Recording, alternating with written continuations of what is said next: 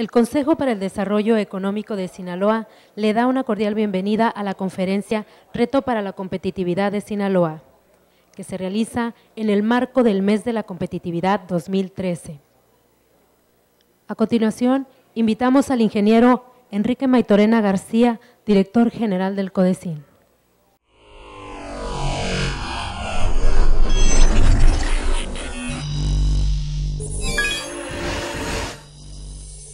Muy buenos días a todos, muchas gracias por acompañarnos. Este ya es la penúltima actividad pública de este mes de la competitividad y agradezco y reconozco a mis compañeros de trabajo que han hecho posible un sinnúmero de eventos de un gran valor para la sociedad, de un gran valor también para las entidades e instituciones que tenemos diversas responsabilidades para el desarrollo y el crecimiento de nuestro Estado. Es así como el Consejo para el Desarrollo Económico de Sinaloa tiene como una de sus principales tareas, funciones, contribuir a la construcción de regiones y ciudades más competitivas para impulsar el desarrollo de largo plazo. Generalmente las agendas las ponen las urgencias y son esas urgencias las que nos hacen a veces tomar las decisiones e impiden que tengamos una visión de futuro que podamos alcanzar con acciones que hagamos día con día. El IMCO, el Instituto Mexicano para la Competitividad, por su parte, mide a través del Índice de Competitividad Estatal el impacto de esas acciones en los estados, acciones que los estados hacen para que sus territorios logren atraer más inversión y talento, y así también como retenerlo. Tanto el CODECIN como el IMCO estamos convencidos que buscar la competitividad de las regiones contribuye a generar crecimiento e impulsar el desarrollo. Tenemos ambos un gran tema en común que por varios años ha permitido un acercamiento institucional entre estos dos organismos, CODECIN e IMCO. Reconocer también el talento de su staff, un staff profesional, un staff muy bien preparado, que hemos coincidido con ellos en la construcción de una agenda de competitividad común desde 2010, que ha sido una importante base para crear el esquema y la estrategia de la Alianza por la Competitividad. Y es en este marco del mes de la competitividad que hemos invitado al IMCO. Es para nosotros una gran oportunidad de dialogar una vez más de manera pública sobre el gran reto que tenemos en los estados, en Sinaloa, en nuestras ciudades, precisamente para retener y atraer más inversión y talento. Y que sean ellos los que nos digan en qué hemos avanzado, qué nos falta por hacer y cuáles son esos grandes retos a vencer.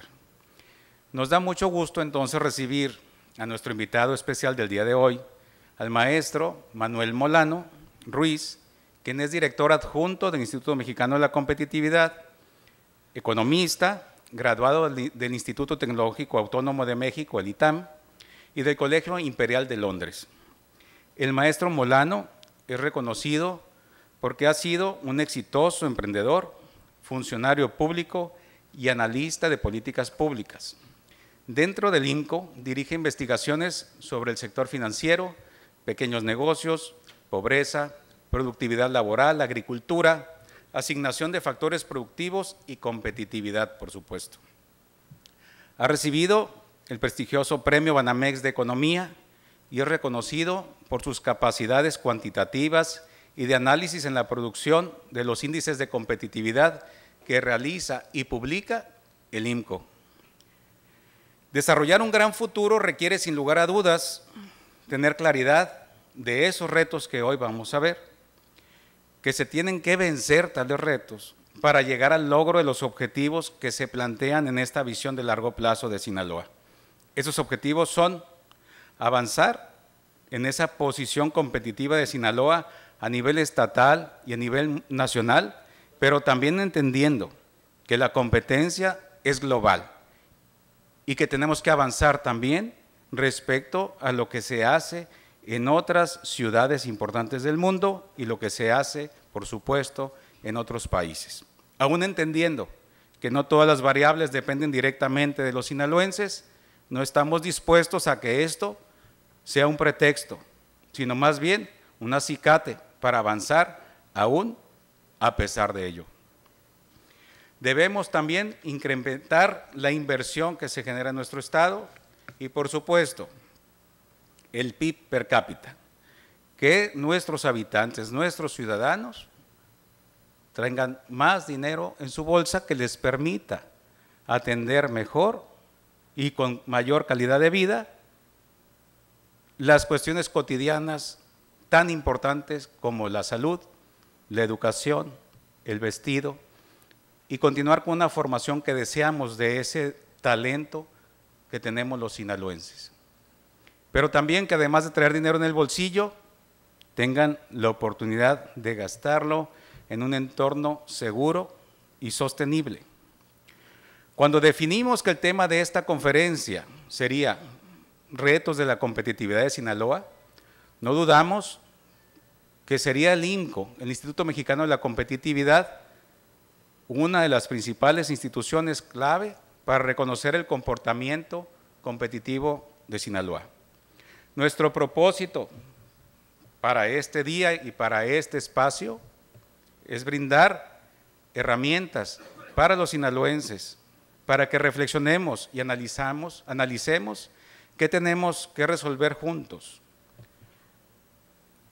Entre la hélice de 4 aspas, más allá de aquellas 3 que se mencionan tanto. El asunto de la competitividad, además de la competencia de gobierno, de academia, instituciones de investigación y de los empresarios, la pieza fundamental de este es la sociedad. Una sociedad informada, una sociedad activa que realmente nos ponga en la lupa de quienes buscan mejores lugares para invertir y para vivir. Gracias de nuevo a todos por acompañarnos, gracias por estar participando activamente y le damos la bienvenida al doctor Manuel Molano. Muchas gracias, doctor, por acompañarnos.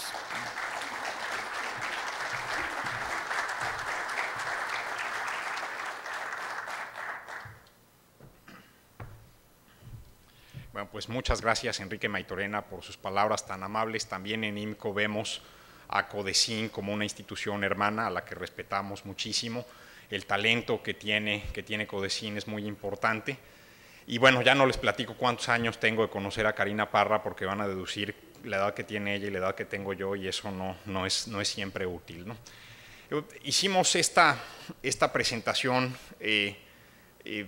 en los últimos meses. Hemos ido recogiendo alguna evidencia para este tipo de eventos y vamos a hacer un recorrido desde la innovación y la tecnología hasta llegar al crecimiento del Producto Interno Bruto de Sinaloa y del país, y pasando por los índices de competitividad. Esperemos que resulte útil.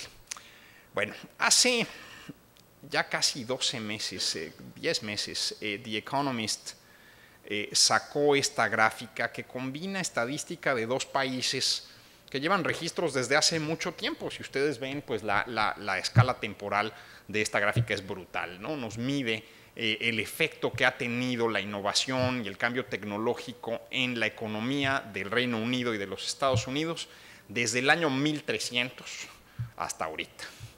Entonces, bueno, pues más allá de la escala, pues se da uno cuenta que realmente el mundo funcionaba igual que el siglo anterior, y que el siglo anterior por ahí hasta 1700, donde empieza a haber una serie de innovaciones, y en el siglo XIX la revolución industrial nos trae otras, y los principios del siglo XX nos traen otras que generan un cambio grande en el Producto Interno Bruto por habitante de estos países. Sin embargo, la mayor parte del siglo XX hemos generado mucha más innovación y las economías de estos países, las economías avanzadas, no han crecido mucho más. Entonces ahí tienes un dilema grandote, ¿no? Oye, pues están innovando muchísimo, pero la tasa de crecimiento pues se ha estancado, ¿no? Los economistas desde la escuela de Solow hasta el más recientes te dirían pues, que son economías maduras, que están llegando a su estado estacionario, pero de todos modos hay un problema ahí como contraintuitivo, ¿no? ¿Por qué si hay más innovación el mundo no está creciendo mucho más? ¿Y dónde se inserta un país como México en este tipo de cuestiones? Entonces el artículo hace una reflexión y pues la traigo yo aquí porque me parece interesante. Yo soy parte de la generación del desencanto tecnológico.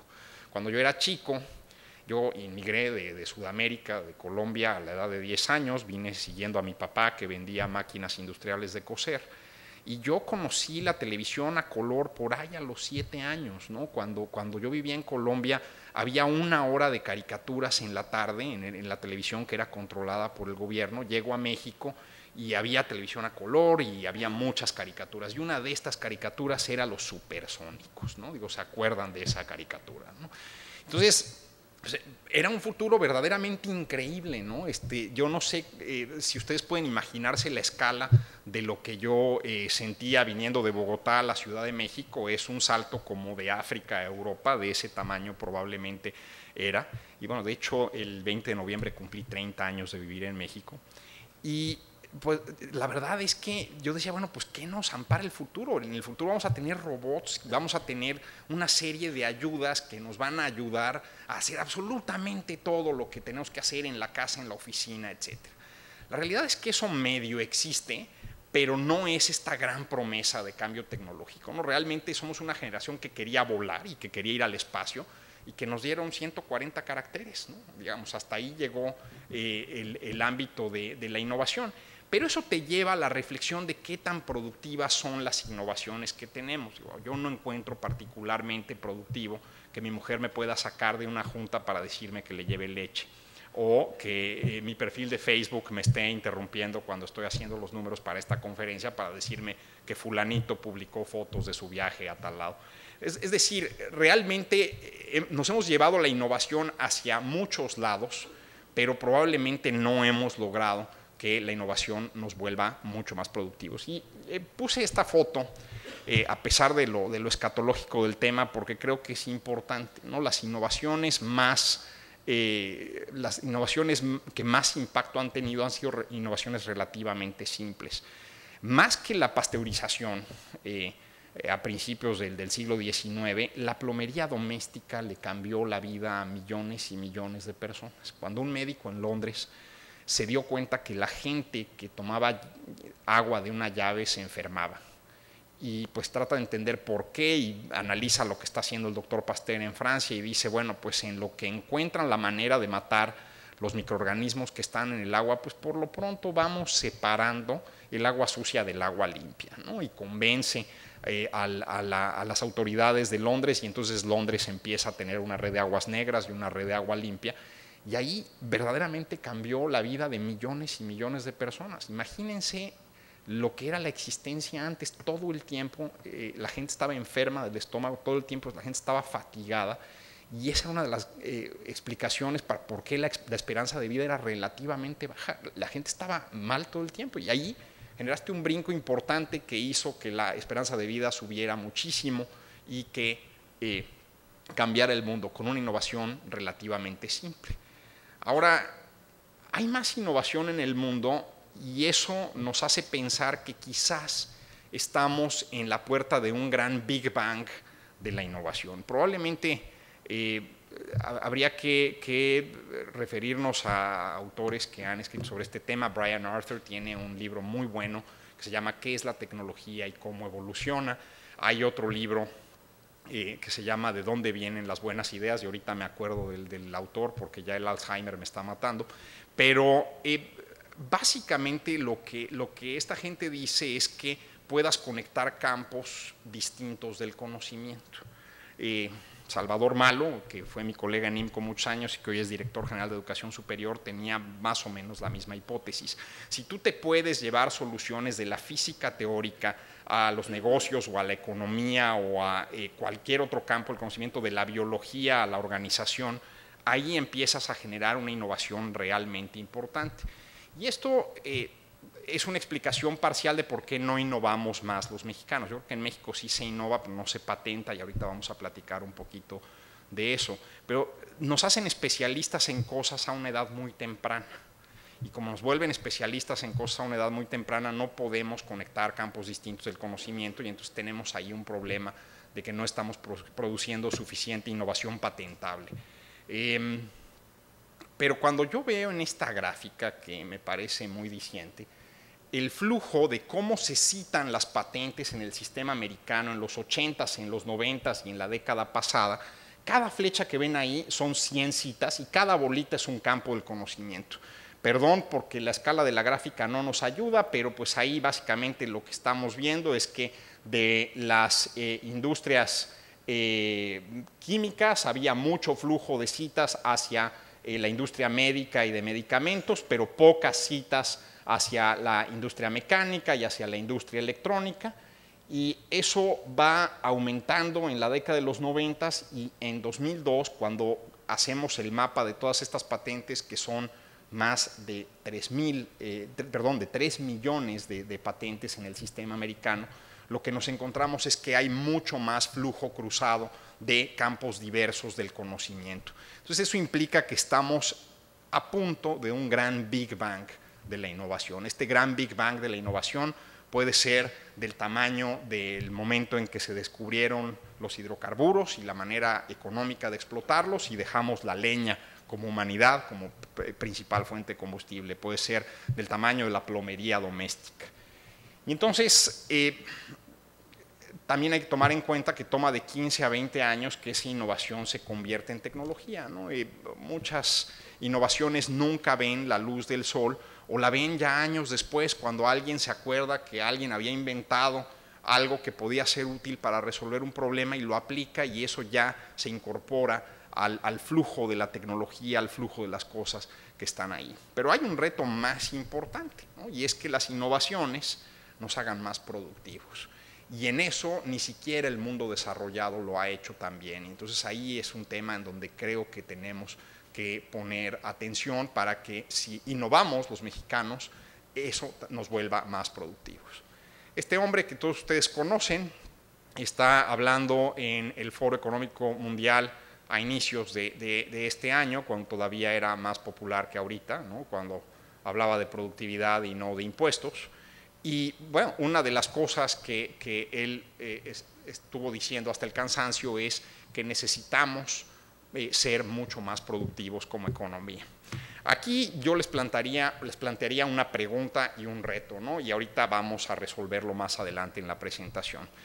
Si nos ponemos en los zapatos de los economistas clásicos y aceptamos por un momento que para producir en una economía se necesita capital, trabajo, energía, probablemente tierra y otras cosas, pero todo puede resumir en capital, trabajo y energía.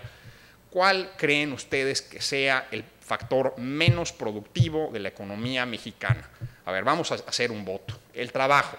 ¿Quién levanta la mano por el trabajo? ¿Qué es el menos productivo de la economía mexicana? Veo ahí poquitas manos levantadas, muchas abstenciones quizás. El capital. ¿Que el capital es el factor menos productivo? ¿Nadie? ¿La energía? Quizás. Todos los demás se abstienen, no tienen una opinión. Entonces, estamos como más o menos balanceados. Bueno, ahorita vamos a ver realmente por qué. Sí creo que es importante pensarle a la política pública. La primera reacción del gobierno federal en somos menos productivos fue poner medidas para mejorar la productividad del trabajo. Ahorita vamos a ver si esa es una política correcta. Primero, estamos en lo correcto, sí el trabajo en México podría ser más productivo. Aquí está la encuesta nacional de ocupación y empleo a nivel nacional. Tratamos de hacer algunos de estos números a nivel estatal. El problema es que no siempre hay suficientes números para que la muestra sea estadísticamente representativa. Entonces, por eso tuve que traerme esta. Aquí rompí la muestra por profesión, ¿no? Cada barrita de esas representa un número de trabajadores. La barra ancha y chaparra que ven ustedes ahí, pues son 38,5 millones de trabajadores que no pudieron decirle bien a la Encuesta Nacional de Ocupación y Empleo, bueno, por lo menos los que encuestaron y que representan ese número grande de trabajadores, a qué se dedican. Es gente que son milusos. En la mañana trabajan un rato en el campo, en la tarde probablemente hacen chambas en la economía de servicios, desde un puesto en el tianguis hasta vender tortas. Ganan o ganaban en 2011 alrededor de 17,5 pesos por hora, que bajo ciertos supuestos de la jornada laboral son 3,300 pesos al mes. Esa tarjeta se la debieron haber pasado al hoy senador Cordero en su momento.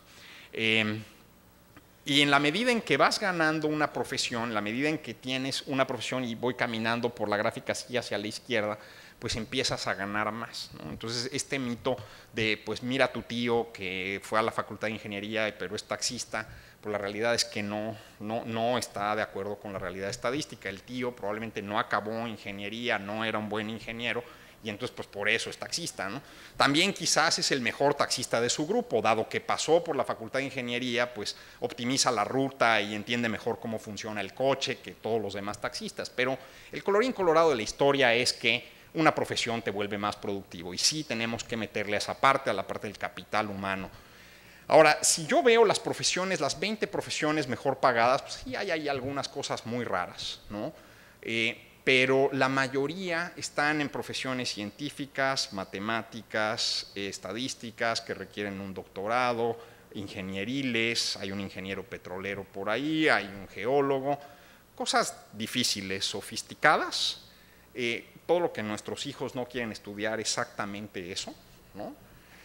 Y ese es el tipo de cosas en las que tendríamos que estar trabajando en México, en las que tendríamos que estar formando más personal.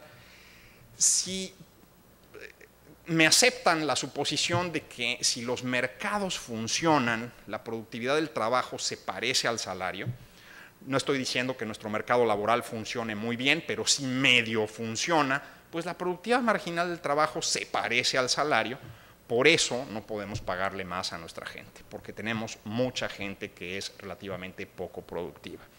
Ahora, otra vez, quieren rehacer sus supuestos. ¿Qué factor es menos productivo en la economía mexicana? ¿El capital, el trabajo o la energía? ¿Alguien quiere hacer un voto otra vez? ¿Trabajo? ¿Quién vota por el trabajo? Como el menos productivo de la economía. ¿Capital?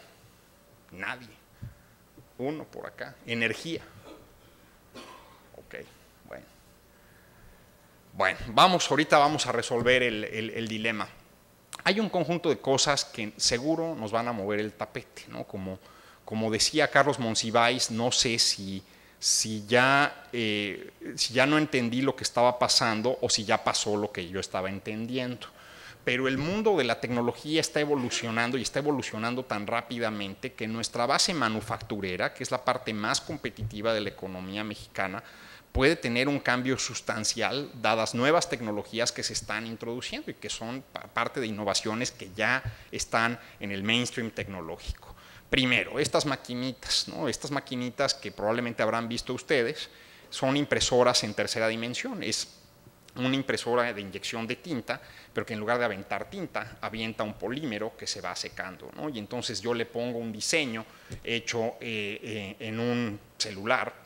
Hasta en un celular puedes hacer este tipo de diseños, puedes usar un equipo CAD de miles de dólares, pero también lo puedes hacer en un celular, y puedes producir desde una pieza para un coche hasta una silla como la que ven ahí.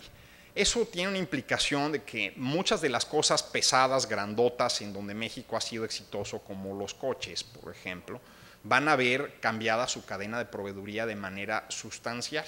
Si ya los clientes lo que quieren es personalización en el auto, ¿no? Personalización en el tablero del auto, por ejemplo, pues van a poder producirles un tablero personalizado con este tipo de tecnología, y buena parte del valor agregado no se va a hacer aquí, no va a ser necesario. Uno cree, bueno, esto realmente no debería pegar, pero en el MIT están trabajando en estas cosas que se llaman Fab Labs. Y estos Fab Labs básicamente es como la impresora de 3D, pero para construir mecanismos complejos con nanotecnología. Entonces Entonces, no solamente puedo traer plástico, sino puedo traer metales y puedo traer cosas electrónicas. Entonces, básicamente, y la tecnología verdaderamente escapa a mi mente, pero vamos a poder hacer un buje y una flecha y el buje que va alrededor y la electrónica que va alrededor hasta producir un avión sin que lo toque un ser humano. Esta tecnología probablemente no se integre al mainstream tecnológico antes de 50 años, pero es el tipo de cosas que seguro nos van a mover el tapete y tenemos que preparar cuadros para que controlen este tipo de tecnologías. Ahora, no necesariamente ese es el tipo de innovación que va a sacar adelante a México, ¿no? Yo me muevo mucho en una bicicleta muy parecida a esas, ¿no? Y la razón es que el DF es un lugar invivible, más con las manifestaciones y ese tipo de cosas, no puedes pasar. Entonces, pues una bicicleta plegable se dobla, la echas a la cajuela de un coche y ya, ¿no? La patente es una patente de 1960 de un señor inglés que cuando vence los chinos se la roban y ya hay muchas de estas bicicletas en todas partes del mundo. Pero bueno, esa bicicleta que ven ustedes ahí no es exactamente como la mía. Si ustedes se fijan, tiene un segundo asiento como más bajito, que realmente pues es una vacilada, mano. Es un tubo que tiene dos tornillos al lado y lado y un asiento, ¿no? Y pues está diseñado para que pues, si además de tener que irme en la bicicleta, mi mujer me pide que me lleve a mi hijo a la escuela o algo, pues que me lo pueda yo llevar, ¿no? Y entonces es una innovación que yo creo que al dueño, es un español el que hizo esa innovación, le ha de haber dejado el 10,000% de utilidad, porque yo creo que producir el tubo con el asiento debe costar exactamente 3 pesos con 50 centavos y te venden la porquería esa en $250 en internet. Pero además a alguien ya se le ocurrió una innovación adicional y no sé qué tan bien se ve ahí, pero pues es la misma bicicleta que tiene el tubo montado, pero se le ocurrió a alguien pues adaptar el mecanismo de una bicicleta tándem para que el niño también pueda ir pedaleando, ¿no? Y te ayude en el pedalear. La bicicleta se sigue doblando, ¿no? Y entonces ya el niño no es peso muerto, ¿no? Entonces, qué bueno que me lo llevo porque entonces pues, también me ayuda a pedalear. Lo curioso de esto es que todas estas cosas se venden muy bien y probablemente todas las piezas que están allá adentro ya existían en 1850. Todas estas son cosas que no implican conocimiento avanzado, todas estas son cosas en donde los mexicanos podríamos estar en ese tipo de mercados. Y aquí probablemente vale la pena hacer una reflexión de por qué no innovamos más los mexicanos. Yo creo que sí innovamos, pero no patentamos. Preferimos el secreto industrial, ¿no? Es un vehículo mejor para proteger la propiedad intelectual de algo que se hace en la empresa de alguno de nosotros que en una patente. Y buena parte del tema es que el paradigma del inventor mexicano es no confiar en nadie, no confías ni en la abuelita, ¿no? No le enseñes el invento a la abuelita porque ella se lo va a llevar y lo va a patentar, ¿no? Esta biografía que le hace Sir Walter Isaacson a Steve Jobs después de su muerte a mí me dejó un tema que me parece crucial. Jobs firmó alrededor de 300 patentes en su vida, ¿no? Que es menos de lo que produce México en un año, ¿no? Tenemos que esperar como año y medio para producir eso. Un individuo toda su vida, 50 y tantos años, 112 millones de mexicanos, año y medio, no hay ninguna proporción. Realmente producimos muy pocas patentes. Pero, ¿cuántas patentes produjo Jobs que firmó él solo? ¿Alguien leyó el libro? ¿Alguien me puede dar el dato? Son 300 en total. ¿Cuántas las firmó él solamente? Solo él. 3. 3 patentes son suyas. Las demás son equipos de 50 y de 60 ingenieros. Entonces, aquí lo que necesitamos es un mejor esquema de colaboración para las patentes y la innovación.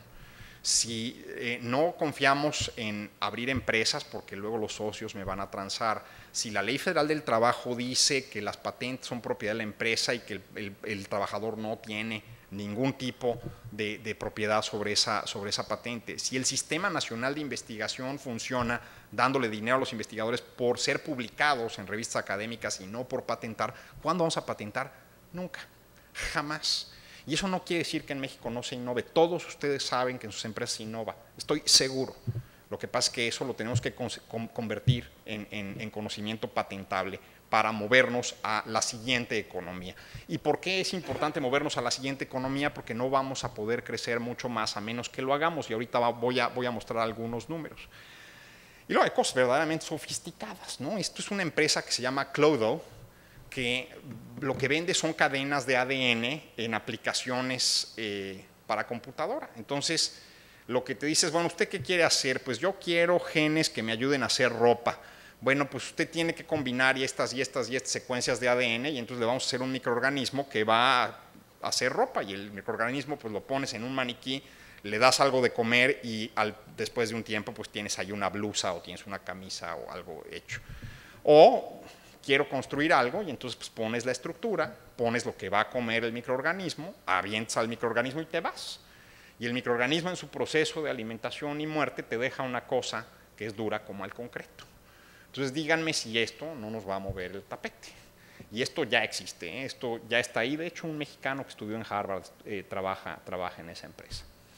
Entonces, el tema es que la revolución que vimos en las manufacturas, somos uno de los países manufactureros más productivos del mundo, tiene que continuar, tiene que tener un 2.0 y un 3.0, y lo tenemos que mover a sectores atrasados: energía, servicios y agricultura. Yo sé que la agricultura en sinaloense no es atrasada, es de las más avanzadas del planeta probablemente, pero en el general, en el país, es una industria precapitalista, es una industria que tiene muchos retos para poder producir adecuadamente.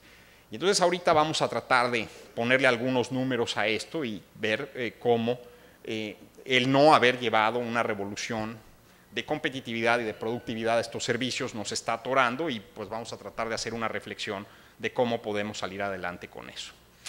Entonces, en esta gráfica les presento el PIB de la economía mexicana. Este es el Producto Interno Bruto del país, roto por sectores, ¿no? Y ahí le puse un poquito más de detalle a la parte industrial, pero en general ahí está el Producto Interno Bruto. Cada barra, su ancho, me da cuánto pesa ese sector en el Producto Interno Bruto.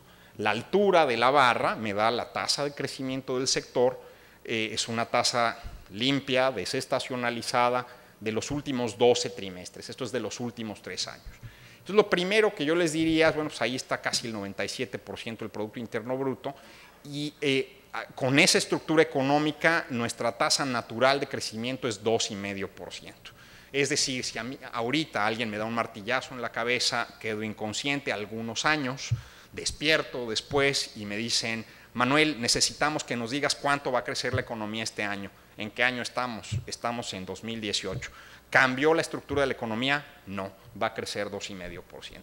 Básicamente, ese es el PIB tendencial, no hay otra cosa.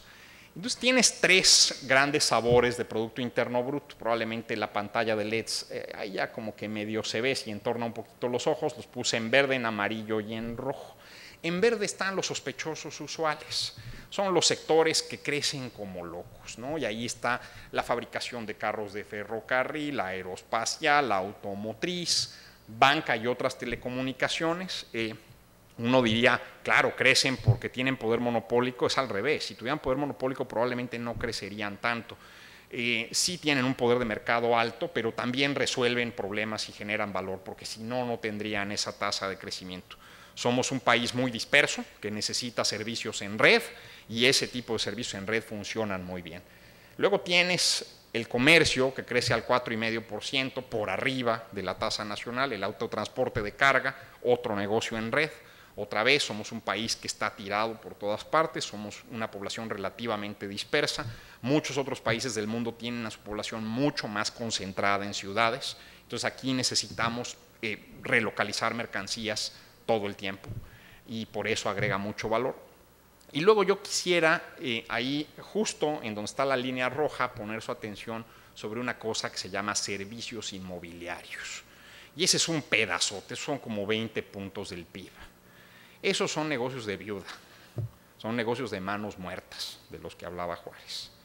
Esa es gente que cree que puede vivir de rentar casas, que cree que puede vivir de rentar terrenos, y que eso pues, puede ayudar a hacer que la economía crezca. No, eso hace que la economía crezca al promedio. Y ahí hay una distorsión grandota. ¿Por qué? Porque pues como el sector público los últimos 20 años nos ha estado dando pesos a 70 centavos y le metemos dinero a ese sector, pues todos le hemos metido dinero a ese sector. Los mexicanos estamos sobreinvertidos en el sector construcción, en el sector edificación, en el sector de servicios inmobiliarios. Mi generación renta departamentos, no invierte en empresas. Y eso es un problema. Y tenemos que corregir esa distorsión de alguna manera. Luego tengo una serie de sectores que crecen a tasas por debajo de la tasa promedio de crecimiento, y ahí están la mayor parte de las industrias alimentarias, ahí están la mayor parte de las industrias relacionadas al mercado interno. En la parte verde está casi todo de exportación y redes, ahí en medio está todo lo que tiene que ver con el mercado interno, está todo lo que consumen los mexicanos, que pues como ya vimos, pues tienen una productividad del trabajo baja, entonces tienen un salario bajo, entonces tienen un poder adquisitivo bajo y entonces consumen cada vez más poquito porque su productividad no está creciendo. Entonces es una parte de la economía pues que está ahí en un proceso de lenta atrición, está en un proceso de lento involución.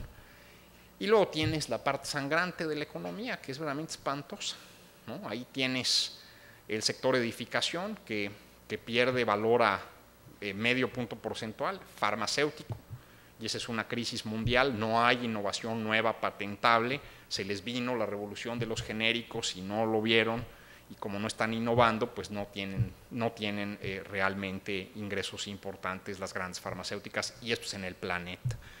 Y luego tienes petróleo y gas, ¿no? El sector petróleo y gas, que ahí sí estamos tirando valor a tasas aceleradas. Ese sector, y ahorita vamos a ver la gráfica, está perdiendo valor a una tasa tal que podríamos imaginarnos que no va a haber sector petrolero en México entre 35 y 50 años, a menos que hagamos algo. Y este es Sinaloa. No podemos hacer con el mismo nivel de detalle con que lo hacemos en el Producto Interno Bruto Nacional. Y además aquí pues tengo que hacer algunos supuestos, ¿no? Tengo que suponer, y para esta gráfica sí lo hice, que el Producto Interno Bruto de Sinaloa crece a la tasa de crecimiento nacional de largo plazo. Si uso las tasas recientes, probablemente la gráfica no sería muy diciente, entonces por eso lo puse así. Hay un pedazote de la economía sinaloense que no está completamente determinado, es esa parte ahí en medio que dice sectores diversos. Está relacionado a la economía de los servicios, eso es un hecho. No es el único estado que tiene una subestimación del Producto Interno Bruto en el censo de 2009, entonces no necesariamente es lo que ustedes están imaginando. Ese sector es muchos sectores diversos, especialmente ligados al sector informal. Puede que haya algo de economía criminal ahí, pero especialmente está ligado al sector informal. Luego tienes la parte de la agricultura y la industria alimentaria, y bueno, pues ese es más o menos el mismo caso que las industrias ligadas al mercado interno de la parte nacional. Ahí tenemos un problema de agregación de valor. Si esos sectores crecen a la tasa nacional, pues van a crecer a 1,5% en promedio cada año, y eso es claramente insuficiente para lograr todo lo que tienes que lograr. Entonces, Sinaloa necesita pues definitivamente mucha más orientación hacia los sectores de alto crecimiento, necesita mucha más orientación hacia los sectores manufactureros que han sido la revolución de la productividad mexicana, necesita mucha más orientación hacia el mercado de exportación, si bien exportan mucho en la agricultura y probablemente ahí la barra no hace justicia, porque tendríamos que separar entre el agricultor altamente exportador, altamente tecnificado, y el agricultor de pequeña escala, otra vez como dije, precapitalista, pues sí tenemos ahí un problema de agregación de valor. Y obviamente también nos falta más detalle en esta gráfica. En esta gráfica pues tenemos a todos los sectores de manera muy agregada, porque eso es lo que nos permite hacer la estadística nacional.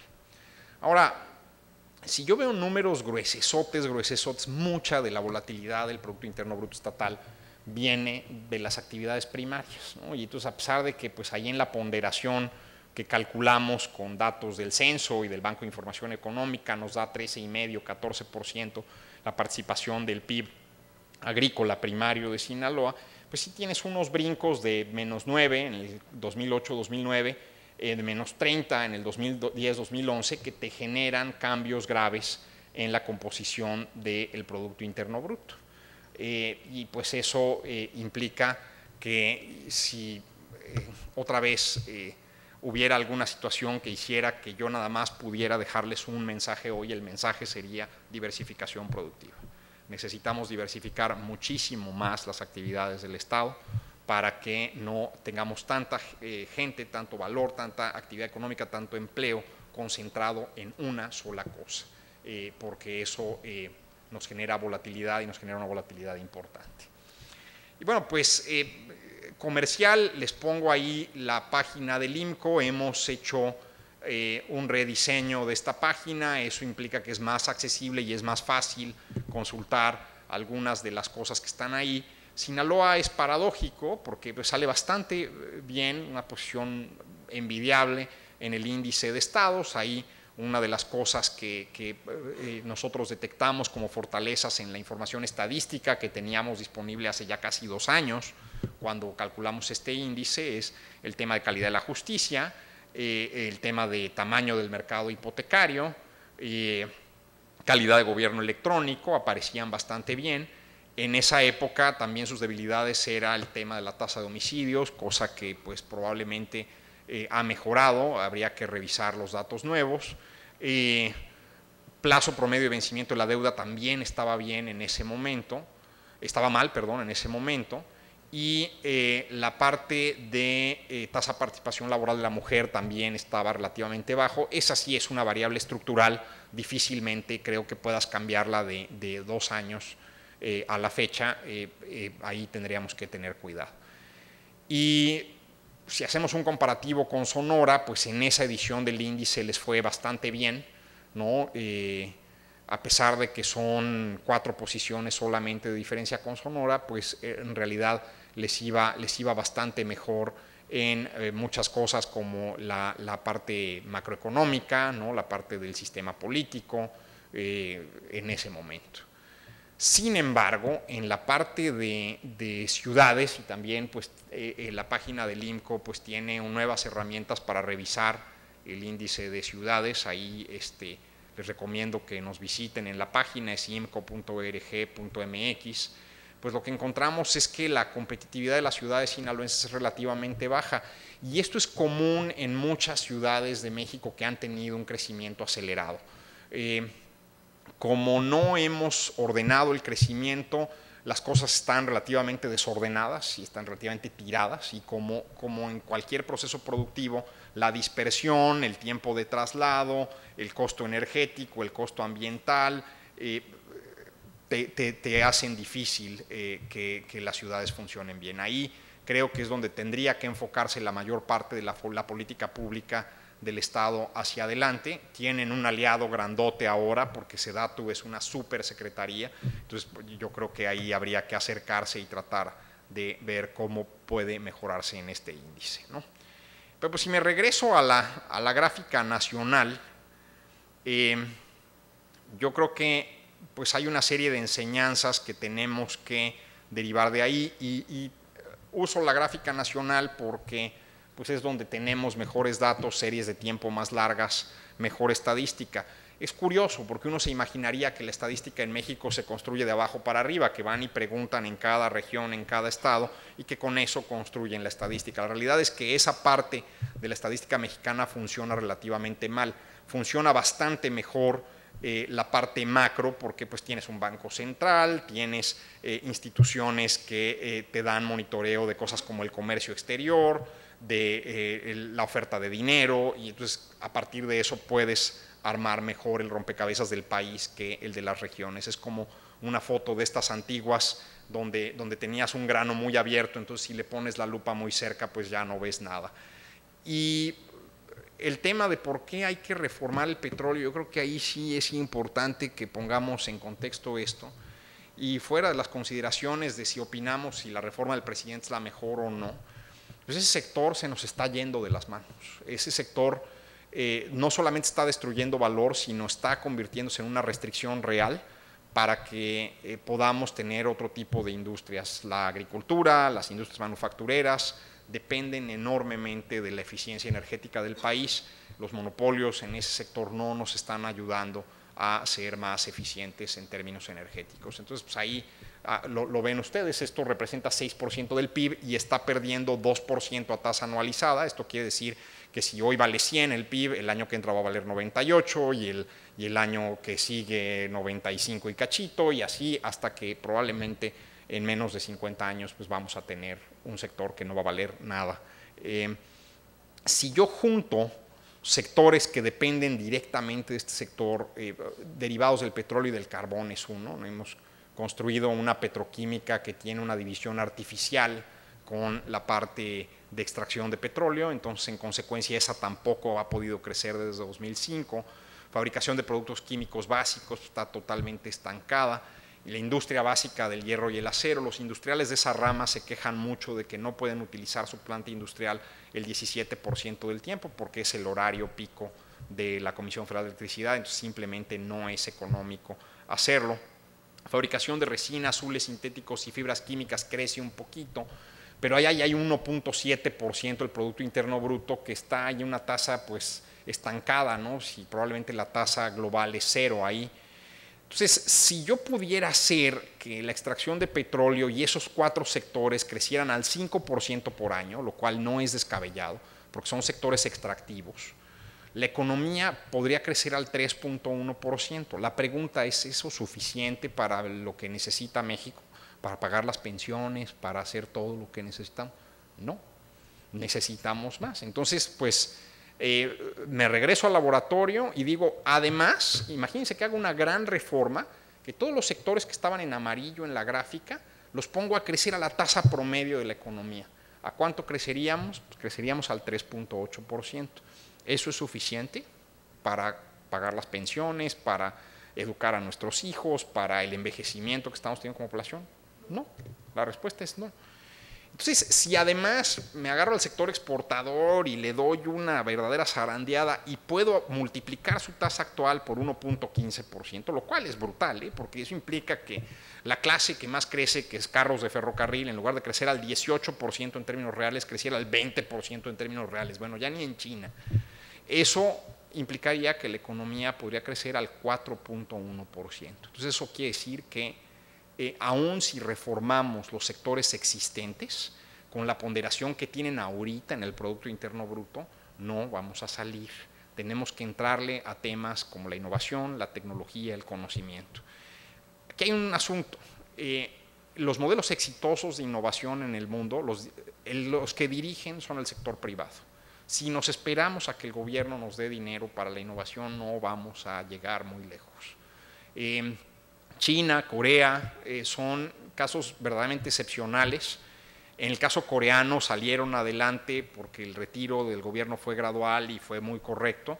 En el caso chino es dudoso qué tanta innovación tienen ahí. Probablemente son más abusados para el derecho de patentes que para la innovación, y entonces ahí tenemos que tener cuidado. Un modelo dirigido desde el Estado para la innovación no necesariamente va a salir adelante. Y buena parte de lo que dice la academia, lo que dicen los investigadores del Sistema Nacional de Investigación es que no les dan suficientes recursos. Ellos pelean mucho por su 1% del Producto Interno Bruto. Yo creo que hay que hacer los números por investigador. Cuando empiezas a hacer los números por investigador te das cuenta que les estamos dando mucho dinero, mucho más dinero que Hungría, Polonia, República Checa, países que han tenido mucho mejores resultados con poco dinero, con relativamente poco dinero. Entonces, ahí es un tema más bien de que adentro de las empresas nos decidamos a innovar, no tanto del sector público. Bueno, aquí termina la trivia y vamos a acabar dándole un premio a alguien, ¿no? Karina los va a invitar a cenar o algo, yo creo. Aquí está la productividad total del trabajo de la economía, de los factores de la economía, perdón. Esta gráfica se parece mucho a la que pasea el secretario Videgaray por todas partes, que la construyó con la metodología de un economista muy respetado que se llama Timothy Kehoe de la Universidad de Minnesota. Y ahí están los 3 factores de la producción. Cuando yo la rompo por factores de producción, la línea roja sigue siendo la productividad total, la línea azul me quita la parte de energía, y entonces ahí nos damos cuenta que realmente la energía pues ni fu ni fa, como el ombligo, ¿no? Esa parte es más difícil de estimar porque tienes que tener supuestos sobre el consumo y la eficiencia energética, pero sí creemos que la productividad del sector energía ha seguido de manera general la productividad de la economía. La línea negra nos da la productividad del trabajo. Y entonces, si se dan cuenta, el trabajo es nuestro factor más productivo, a pesar de tener tanta gente relativamente improductiva. Y en lo que nos ha ido muy mal es en la inversión. Hemos hecho inversiones malas, peores, y lo que le sigue, ¿no? El 63% de la inversión fija bruta del país está en construcción. Y esta construcción pues es en carreteras que no van a ningún lado luego hay unas que sí sirven, pero hay otras que no van a ningún lado. Y en vecindarios que están lejos de los centros urbanos, que están lejos de los centros de trabajo, que no hay servicios públicos, que no hay transporte. Entonces, esa inversión no nos ha hecho más productivo. Otra manera de hacer esta cuenta es cuánto dinero se ha invertido en México y cómo ha crecido la economía. México no ha dejado de invertir y la economía no ha crecido. Entonces, eso quiere decir que nuestras inversiones no son buenas. Tenemos que revisar nuestro modelo de inversión. Tenemos que invertir en otras cosas. Eso implica, desde el sector público, pues, ¿qué hay que hacer? Yo creo que primero pues, reformar sectores que pierden valor, especialmente al sector energía. En el caso sinaloense hay que darle una revisada al esquema de subsidios agrícolas. A mí sí me gustaría que ese esquema tuviera mucho más clara liga con la productividad y la innovación. Si el agricultor está innovando para ahorrar agua, le deberíamos dar dinero. Si está ahorrando para luz, pues le deberíamos dar dinero. Si está haciendo más productivo, le deberíamos más dinero. No deberíamos ya dar subsidios que no estén condicionados a ese uso de los factores. En el caso fiscal, pues tenemos un problema, ¿no? Hace unos días tuvimos ocasión de estar con el gobernador de Banco de México, con el doctor Carstens, 40 economistas en un observatorio donde participa INCO, que se llama México Cómo Vamos, que le estamos dando seguimiento trimestral a la economía mexicana. Y el doctor Carstens nos dijo algo pues sensato, ¿no? Nos dijo, bueno, pues es que si el IVA generalizado es un anatema político y no hay un impuesto a la oferta como el YETU, porque tampoco ya se puede, pues ¿qué quedan? Pues puros impuestos de pedacería. Y estos impuestos de pedacería nos van a generar problemas para el crecimiento. La economía va a crecer el año que entra, pero va a crecer por debajo de su potencial. ¿Y por qué? Por el tema fiscal. Estamos dándonos un tiro en los dos pies. Gravar al sector productivo no es especialmente útil. Este IVA generalizado se debería utilizar para pagar cosas como seguridad social universal, como una verdadera cruzada contra el hambre. El sistema de food stamps, ¿no? Estos vouchers de comida del gobierno americano existen desde la depresión, existen desde 1930 y algo. Y básicamente lo que hacen es que cualquier proveedor de comida te dé comida cambiándola por el vale. Entonces eso hace que la red de distribución crezca donde hay demanda, no donde hay dinero, y eso ayuda. Entonces deberíamos tratar de utilizar ese tipo de sectores. La cruzada contra el hambre ni siquiera tiene un criterio claro de evaluación y ahí vamos a meter muchísimo dinero que probablemente va a estar pagando dádivas electorales y cosas de ese tipo. Ya Rosario Robles dijo que pues, ella no iba a rendir cuenta sola de ese programa porque es estrategia transversal, háganle como quieran, pues ahí tenemos un problema. Entonces corregir los precios relativos, no es posible que sigamos desbocados en el tema de la vivienda si el modelo de negocio ya se agotó. Habría que revisar los supuestos de deducibilidad de la reserva territorial, habría que revisar los supuestos de deducibilidad de los intereses en las hipotecas. En la reforma fiscal intentaron, no pudieron. Pues yo creo que es un tema que nos está distorsionando y no debería extrañarnos que no crezcamos si le estamos metiendo tanto dinero a algo que no está creciendo. Y sobre todo el tema fiscal debe estar ahí para corregir las distorsiones de la economía, para corregir externalidades y otorgar bienes públicos. A mí sí me preocupa el crecimiento del gasto público en México. Esa ha sido la tónica en los países de la OCDE y el crecimiento se ha estancado. A Francia le acaban de bajar su calificación crediticia de manera importante. Los franceses creen que ya no deberíamos medir el PIB, que deberíamos medir la felicidad, ¿no? Y la razón es esa, ¿no? Tienes un Estado que le está sacando el 50% de la economía al sector privado. Eso no debemos permitir que ocurra en México, no le deberíamos dar más recursos al Estado, a menos que gaste mejor, que nos demuestre que puede gastar mejor. Y por otro lado, la parte de la profundización, la mejora regulatoria, cosas como los notarios, los derechos de propiedad. Si estábamos viendo que temas como la innovación dependen de la confianza entre los mexicanos, pues la confianza entre los mexicanos es Estado de Derecho a la -1.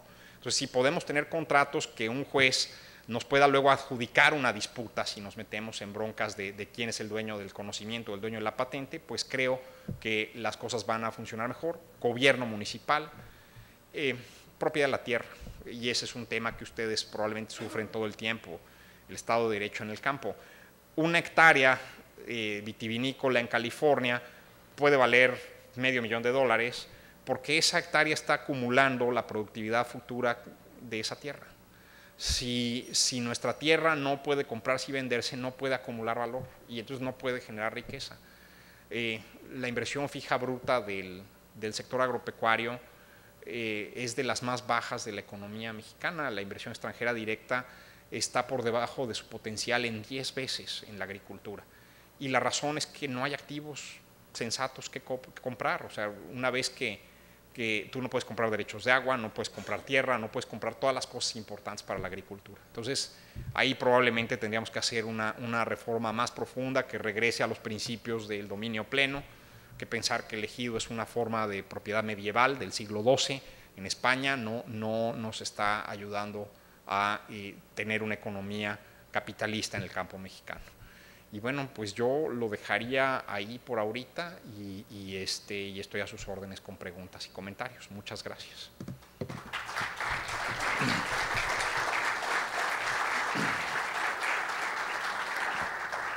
Invitamos al licenciado Víctor Manuel Maldonado Rubí, director general del Consejo Empresarial Mexicano de Comercio Exterior, Inversión y Tecnología, COMCE, a moderar la sesión de preguntas. Tengo una duda o una inquietud.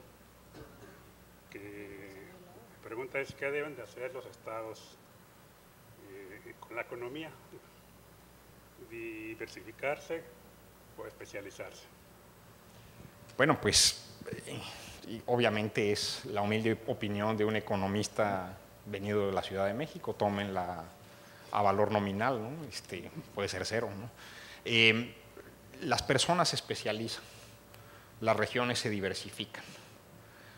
Si tenemos una región concentrada en una sola actividad económica, la hacemos muy vulnerable a los choques externos. Si cambian los precios o si tienes un fenómeno natural o una plaga, una sequía, una complicación de ese tipo, empiezas a generar un problema grave. Entonces, yo creo que la enseñanza es esa, hay que permitir las economías que se diversifiquen. A veces todo el esquema de apoyos y subsidios no te ayuda enormemente a la diversificación y pues tenemos que pensar en eso, ¿no? Ese tipo de distorsiones pues hacen que uno se mantenga en un negocio que quizás no es tan bueno, a pesar de que ya hace rato que se reveló que no es tan bueno, ¿no? Y eso no implica que te tengas que salir de la agricultura, por ejemplo, ¿no? Pues sí implica que vas a tener que hacer una agricultura diferente, ¿no? Cada vez más la agricultura tiene que estar más conectada a los centros urbanos, tiene que estar más cerca del destino de los productos, tiene que estar más pendiente de las necesidades de los consumidores. Y yo creo que pues, la agricultura sinaloense se ha reinventado muchas veces, se podrá reinventar una más, pero sí creo que es muy delicado que se siga dando la hiperespecialización que hemos visto en las últimas décadas en la producción, por ejemplo. Muchas gracias.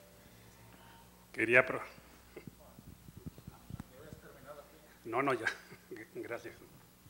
No, nada más ratificar, estuve en una reunión donde el del MIT comentó que cada día las máquinas van a desplazar la mano de obra especializada, como tú lo mencionas, y que el nicho de oportunidad está para los profesionistas, pues que tengan habilidades gerenciales y directivas, y que las grandes corporaciones pues son las que se van a llevar el dinero, ¿no? El comentario, el otro que quería hacerte es ¿qué opinas de los programas asistencialistas mexicanos? Pues si están bien enfocados en cuanto a que deben de tener principio y fin, porque en Estados Unidos o en otros países creo que ayudan a salir del bache y a que las familias arranquen, o las empresas, ¿no? Y hablando de empresas, por ejemplo, el asistencialismo, los programas de subsidio a los sectores productivos, pues yo no sé si les van a poner límite. Está bien que los apoyen en la etapa de emprender o en situaciones de competitividad con el extranjero, pero yo no sé si a los sectores como al agrícola, pesquero, industrial, está bien que se les dé eternamente subsidios, aun cuando se vea que no son competitivos.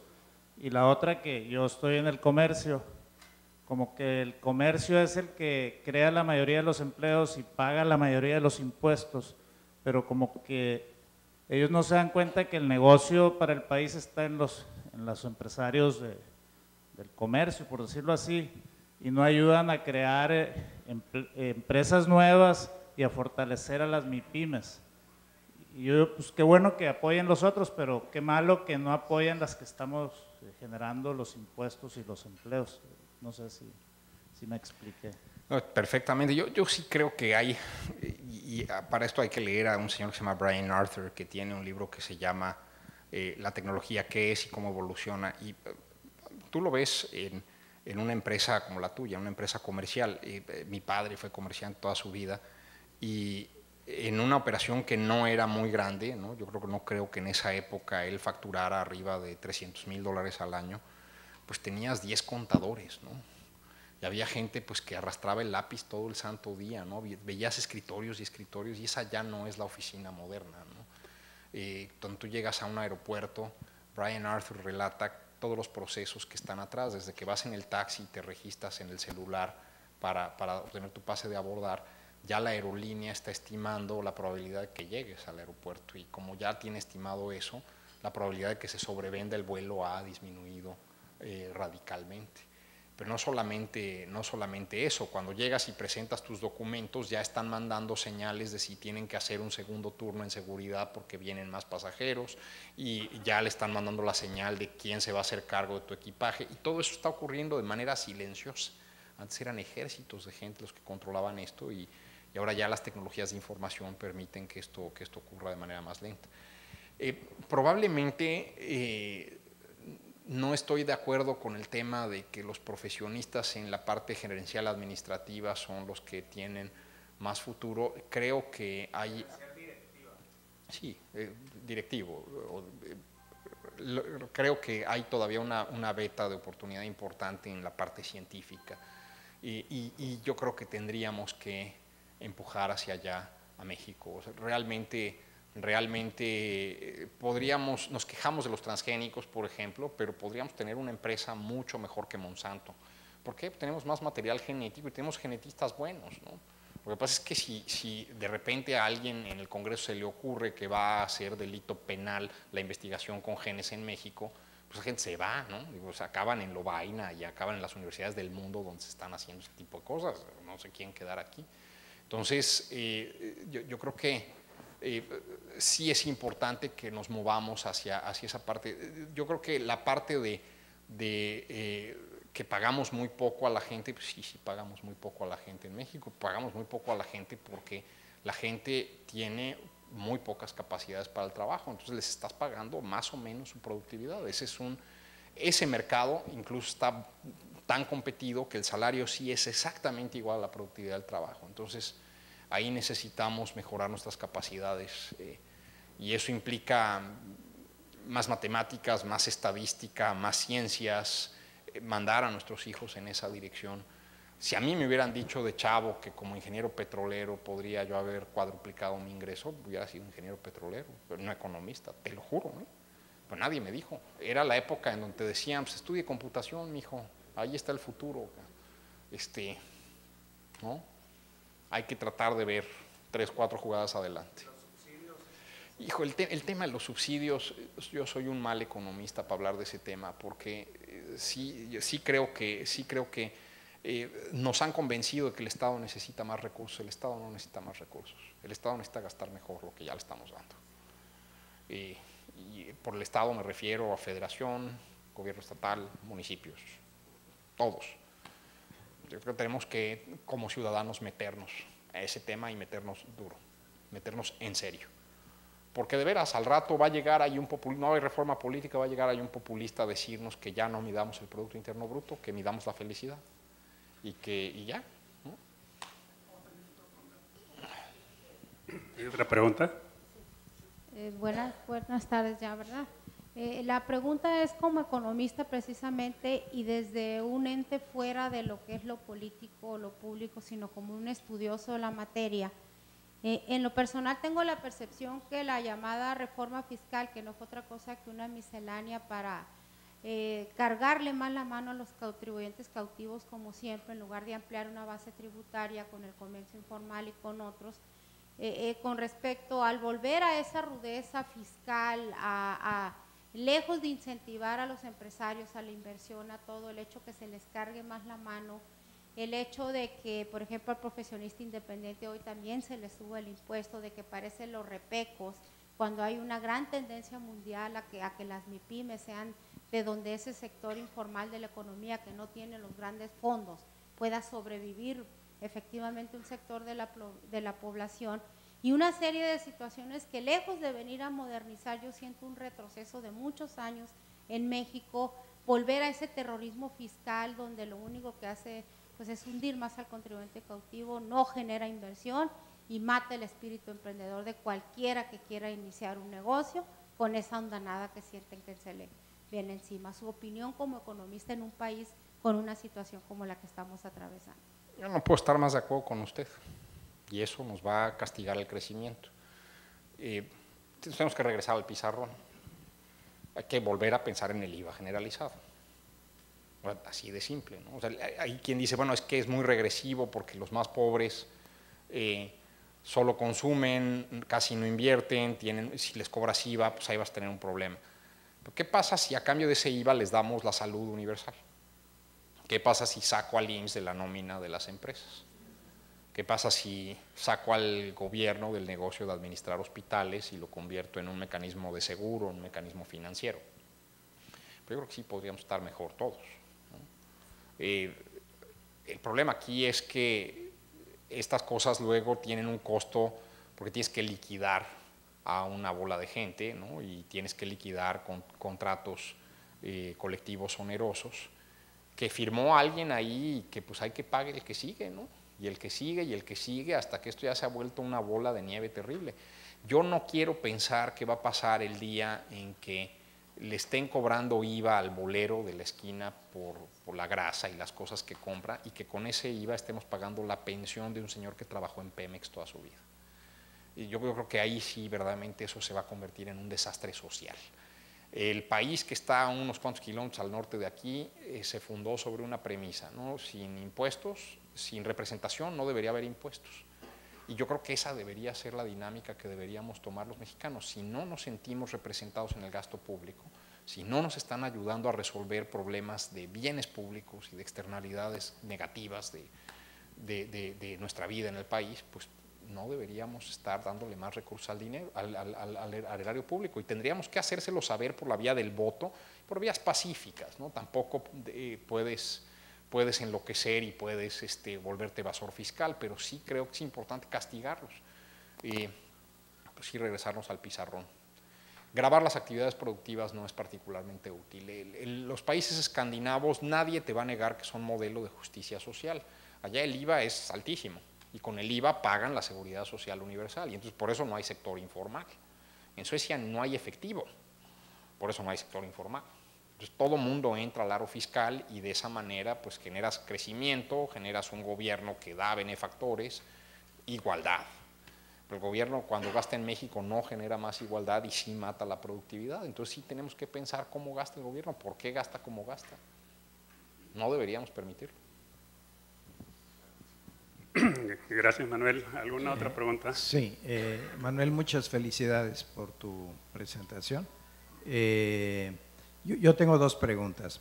Una, en el caso de Sinaloa, sin abandonar sus cadenas productivas, sus sectores económicos, ¿qué opinión te merece la estrategia de aumentar el valor agregado de comenzar con tomate orgánico, tomate enlatado, pasta de tomate, tomate deshidratado, sacar vitaminas, licopeno, etcétera, y ampliar el valor agregado de la cadena productiva. Porque cuando le dices a una comunidad hay que diversificarte en otros sectores donde nunca has estado, se llenan de mucho temor, ¿verdad?, a lo desconocido. Esa es una pregunta que quiero hacerte. La otra, ¿en qué momento en esta difícil coyuntura de la reforma fiscal, un secretario de Hacienda con doctorado en economía en MIT, que sabe cómo funciona la economía, decide entrar a la arena política e intercambiar como moneda de cambio la reforma fiscal tras una pretendida reforma energética? Y con el panorama que nos comentas de que el sector de energía está lleno de dudas en cuanto a la contribución a la economía, ¿cuál sería tu respuesta a esto? No, me parece muy pertinente tu pregunta y en ambos casos creo que estás en lo correcto. Primero, sí, tienes que innovar en aquellas cosas en donde conoces el campo de conocimiento en el que estás, lo que has hecho toda tu vida, ¿no? Eso implica también que probablemente traigas talento de otras áreas del conocimiento, porque a lo mejor la siguiente liga de la industria del tomate es farmacéutica o vete a saber, ¿no? Digamos. Pero pues sí, estás exactamente en lo correcto. En la parte fiscal, yo creo que aquí el tema es que estos amigos que están ahorita en el poder, pues sí vieron que tenían una presión de gasto muy importante, especialmente a partir de las pensiones. Yo no creo que el tema de la reforma fiscal haya sido tanto moneda de cambio, la reforma energética, perdón, y la razón es que el PRD no les iba a dar nada y le dieron un chorro de concesiones, y el PAN, que podía haber ido con ellos en una reforma, se les echó para atrás porque no les gustó los impuestos, no les gustó el esquema fiscal. Yo creo que ahí fue un caso de novatada y de torpeza política. Muy probablemente ni siquiera consensaron la reforma con nadie. Tenía errores de dedo cuando salió, tenía errores que seguramente estaba en un escritorio en Hacienda y la habían visto muy pocas personas. De hecho, sé por alguien del equipo del presidente que la habían visto 6 personas exactamente. Entonces, yo creo que ahí tenemos un problema. Pero otra vez, la mejor reforma fiscal es la que tabula rasa, impuestos generales al consumo y un mecanismo de gasto que funcione. Eso no puede ser de otra manera. Repartir beneficios por la vía de la exención fiscal es mala idea, porque entonces todos nos ponemos en el sector donde tengo el beneficio fiscal y entonces generas distorsiones como construcción, generas distorsiones como los que vimos ahí, ¿no? ¿Alguna otra pregunta? Sí, permítame primero que nada felicitar al maestro Manuel y presentarme. Yo soy el licenciado Jorge Beltrán, soy abogado de profesión y empresario de oficio. Primero que nada, lo que quiero comentar es de que referente a las reformas fiscales, pues la verdad de las cosas que lo único que nos queda es el recurso de resignación, porque ya se aprobaron. Entonces ya ahora lo que tenemos que buscar es alternativas para poder sopesar esas reformas. Bueno, yo siento que aquí en nuestro país lo que hace falta es, como bien dice usted, maestro, tenía falta de ortografía, tenía horrores, lo que usted quiera, pero no fue una decisión propia del presidente de la República. Todos sabemos que la aprobación la da el Congreso de la Unión.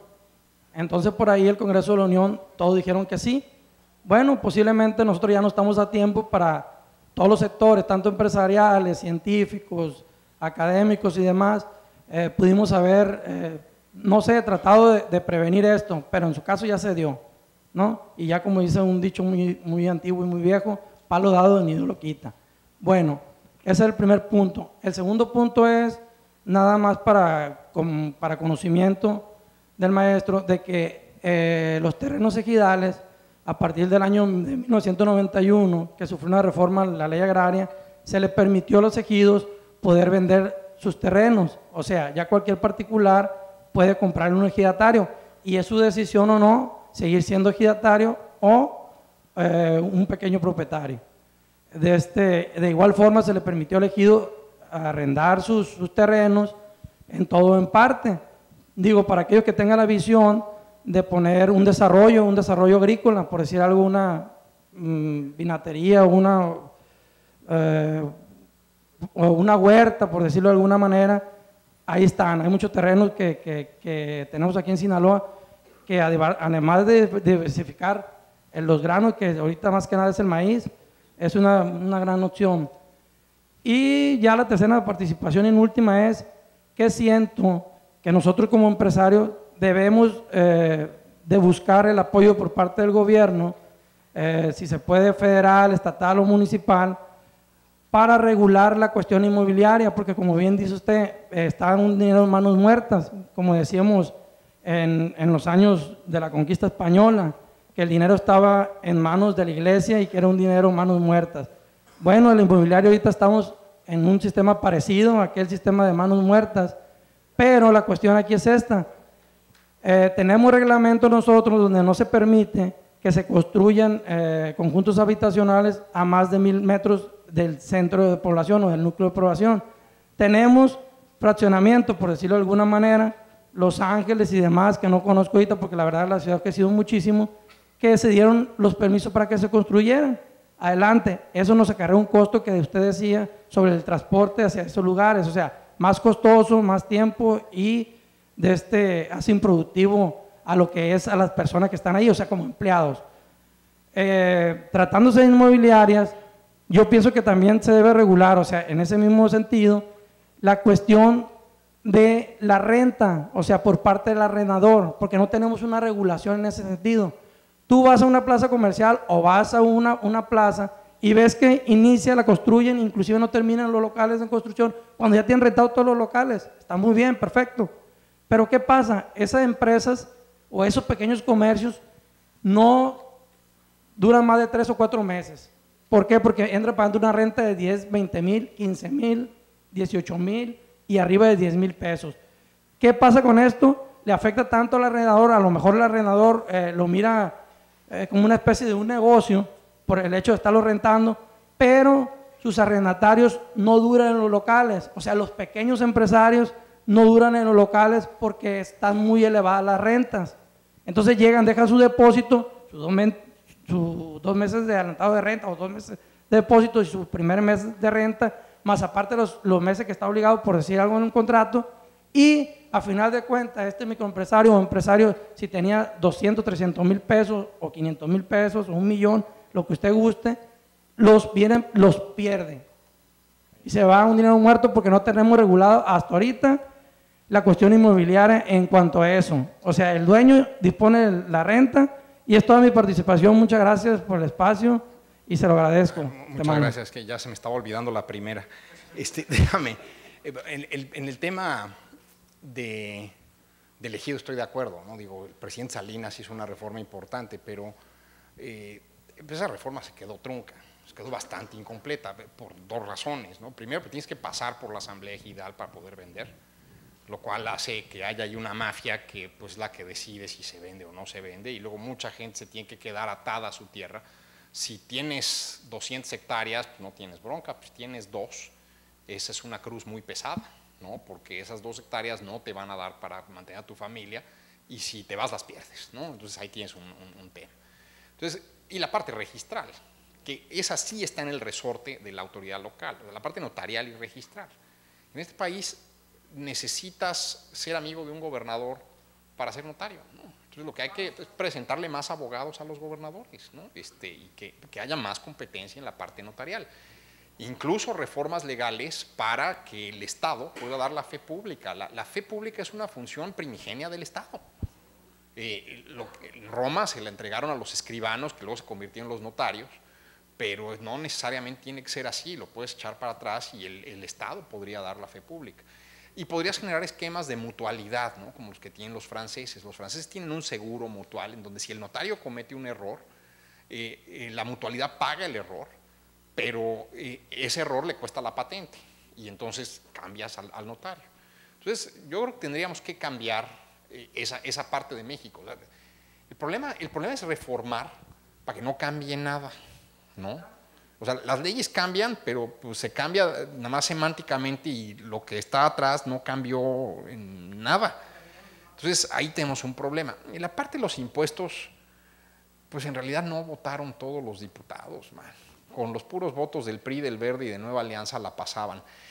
La parte del gasto es así la votaron todos. Entonces, colorín colorado, lo que tenemos que revisar los ciudadanos es la parte del gasto. Hay que meterse en la parte del gasto. Y hay que subirles el costo. O sea, si están robando la lana, hay que decir, oiga, es que este señor está robando la lana, punto, ¿no? Y tu tercera pregunta, la regulación de rentas. No estoy de acuerdo, man. Regular precios no es útil porque inhibe la inversión y genera otro tipo de complicaciones en el largo plazo que son relativamente más graves. En este fenómeno que cuentas del negocio que dura 4 meses y que pagan 18,000 pesos mensuales de renta y luego no les resulta, hay un aprendizaje de mercado, ¿no? El dueño va a aprender que no podía rentar eso en 18,000 pesos y que si quería que aquello fuera un negocio de más largo plazo, pues tenía que haberle bajado el precio.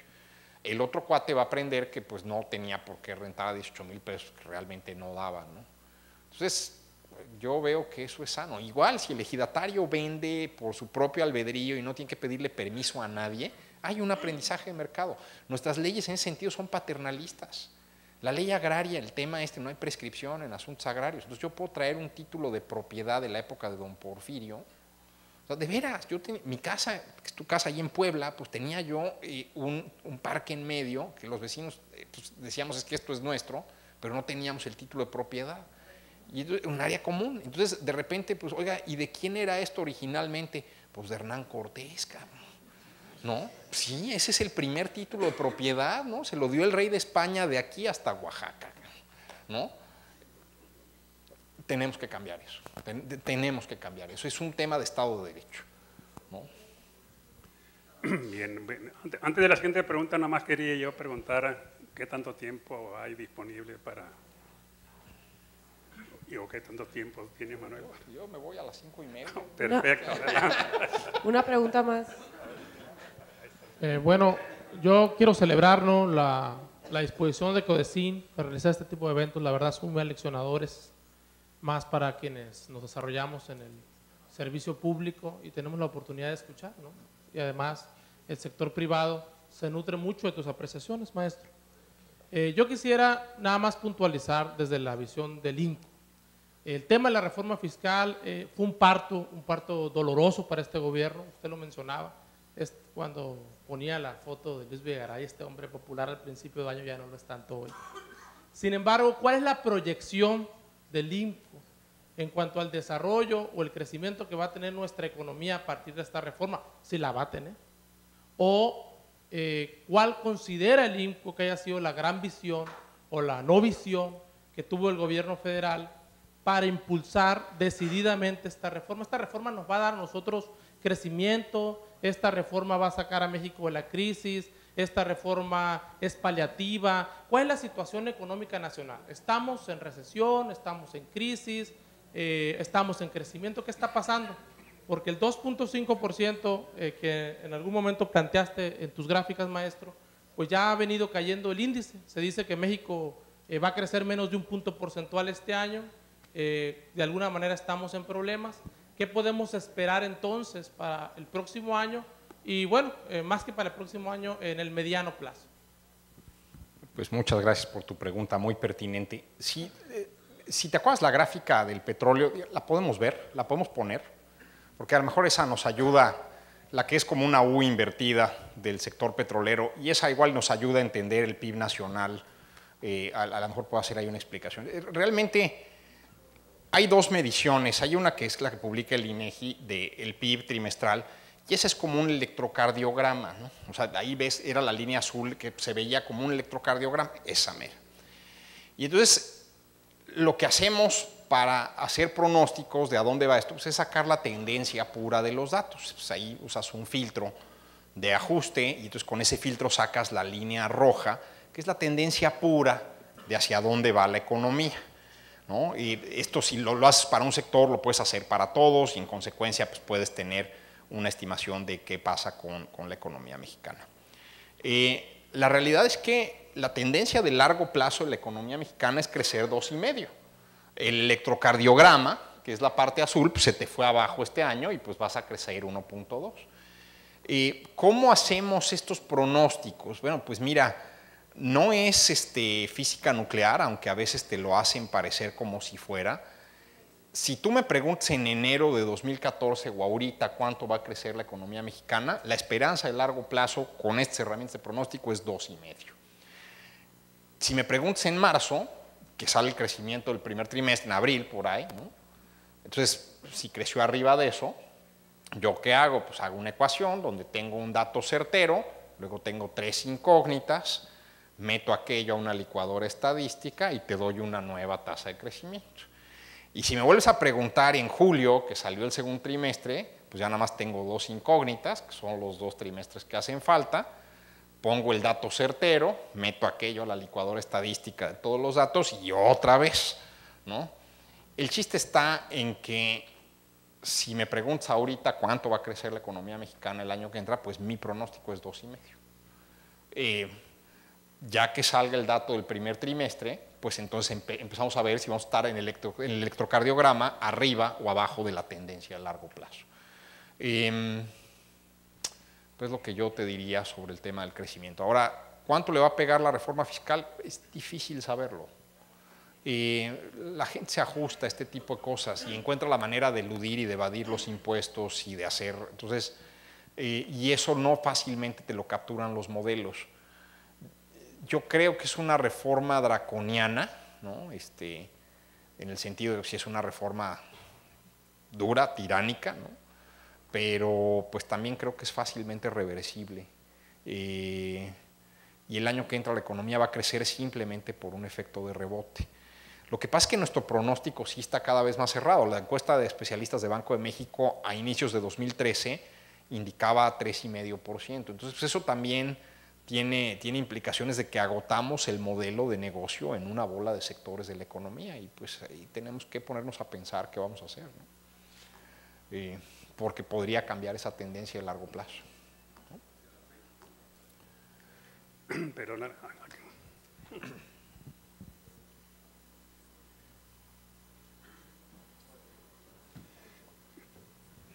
mientras llega el micrófono, Manuel, ¿te pudiera aprovechar? Sí, claro.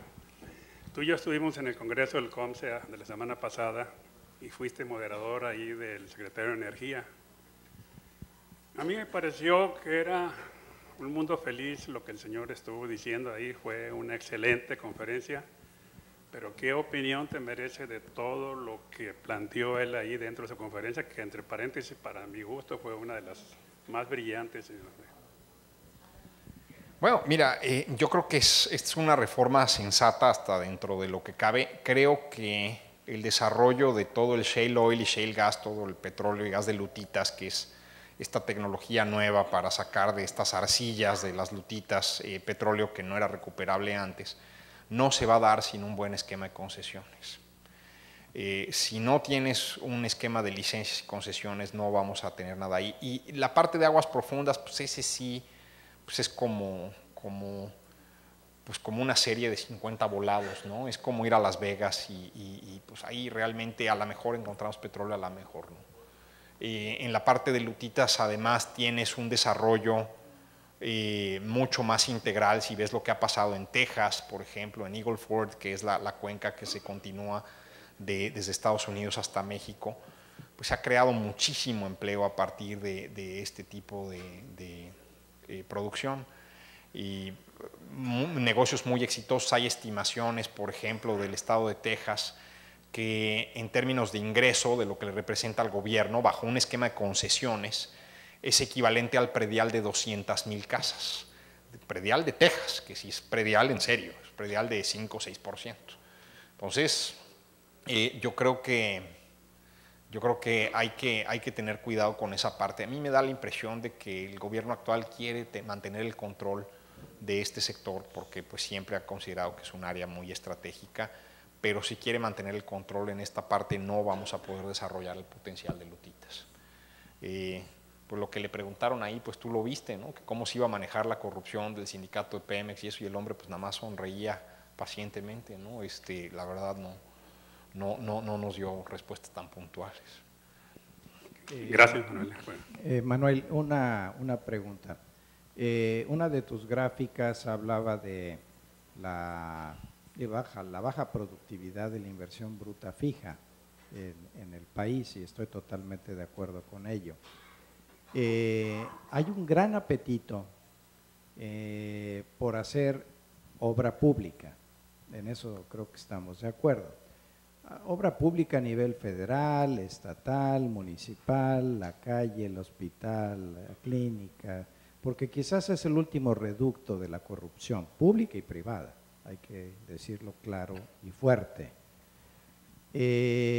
Y lo que sería muy interesante es evidenciar la importancia estratégica de los activos intangibles de un país, que es invertir en conocimiento, en competencias, en investigación, en desarrollo tecnológico, estas cosas que has comentado.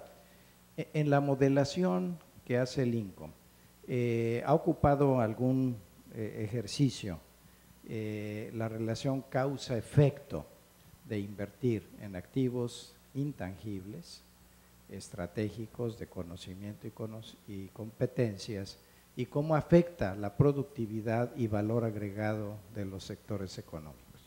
Sí, el caso más diciente probablemente es el de Corea. Corea y México en 1980 no eran naciones muy distintas en términos de pobreza e ingreso per cápita. La diferencia es la gran inversión que hicieron ellos en capital humano. Aquí tenemos como un esquema de adoración al concreto, ¿no? O sea, si hacemos plazas públicas creemos que invertimos, ¿no? Y si haces unidades habitacionales allá lejos donde no hay servicios públicos también creíste que invertiste. Habría que distinguir entre la inversión dura y la inversión suave.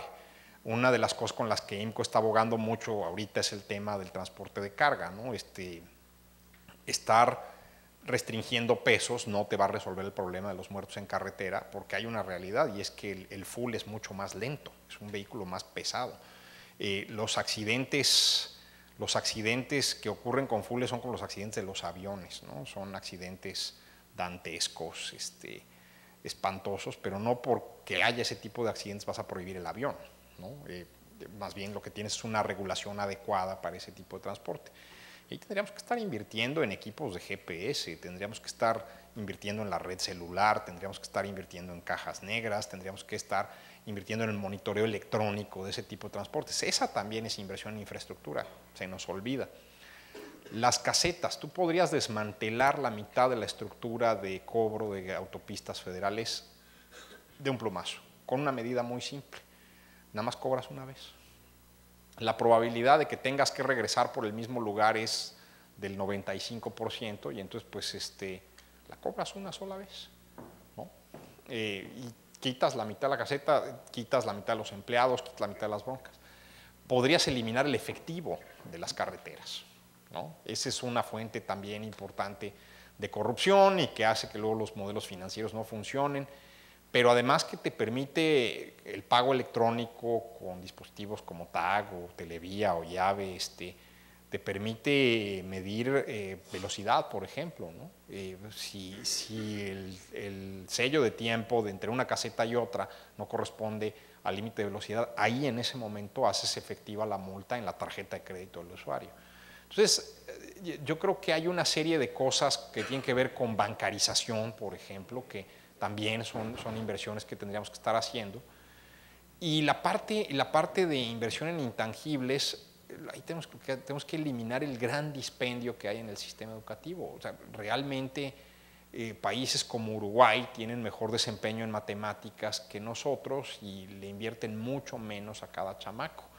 lo de la chiquilla esta tamaulipeca que saca la revista Wired como la siguiente Steve Jobs porque salió en el 0.1% superior en la prueba enlace en matemáticas. Lo único que pasó ahí fue un maestro que fue lo suficientemente valiente para decir el currículum de la SEP no sirve, yo les voy a enseñar matemáticas como yo creo que debe ser. Punto. Entonces necesitamos ahí un poco más de libertad de cátedra y menos capturadas ese tipo de plazas, ¿no? No sé, yo creo que iría por ahí. Por cuestiones de tiempo, no sé si haya una última pregunta para...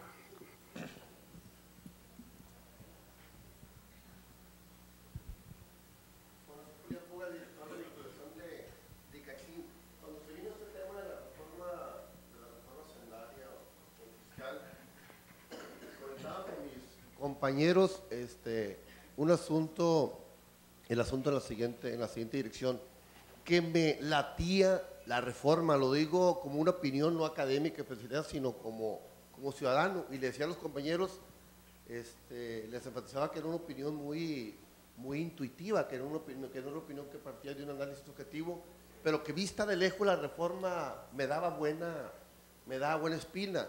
No me he metido a la reforma y no me he metido a analizar todos y cada uno de los componentes, pero sigo curiosamente teniendo muy buena opinión de esa reforma, considerando que tiene muchísimas cosas que mejorar. Tengo la percepción que hacía tiempo en el país que no había por lo menos un intento de hacer una propuesta distinta a lo de siempre. Mi pregunta es, esta opinión intuitiva, que insisto no forma parte de una evaluación objetiva, metódica, no está mejor esta reforma o esta propuesta o este intento de mejoramiento a lo que veníamos viendo los últimos años, donde que se iba a hacer y no se hacía, que se iba a hacer y ya casi lo hacemos.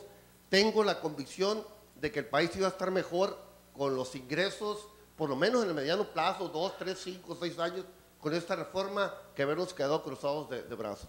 ¿Cuál es su opinión sobre eso? Bueno, mira, en una primera lectura, a mí también me pareció muy bien, mano, curiosamente.